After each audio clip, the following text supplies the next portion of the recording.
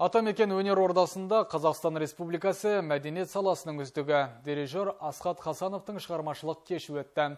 Концертте жергілікті және шетелдік композиторлардың классикалық туындылары орындалды.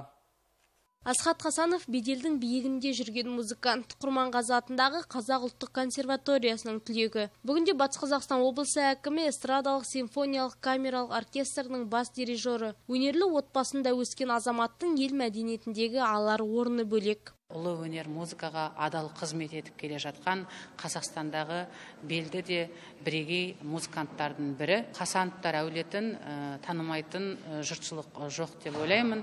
Батыс Қазақстан облысы әсіресе кеңінен таниды. Себебі бұл әулет музыкаға қызмет етіп келе жатқан көптеген дарынды ұл қыздарды тәрбиелеген әулет.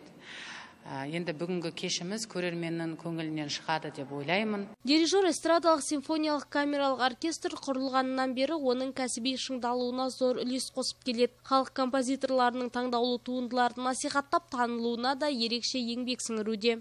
Имя Асхата Хасанова, безусловно. Асхат Хасановтың есімі өңірдің мәдениет саласында ерекше орын алады. Біз оркестрдің әр концертінен ерекше әсер аламыз. Келген сайын рухани мәдени жаңғырамыз. Асхаттың жеке орындауындағы композицияларда өзгеше әсер сыйлайды. Оған шығармашылық табыс тілеймін. Осындай өнерді сүйер, түсінер көрермендері көп болсын.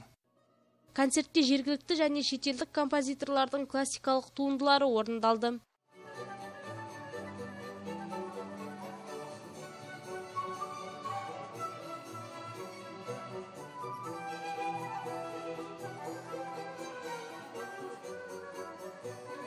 Ажар Гүләлиева, Рүстем Ишанов, Таңшолпан Әмірханова, Ақжайық телеарнасы.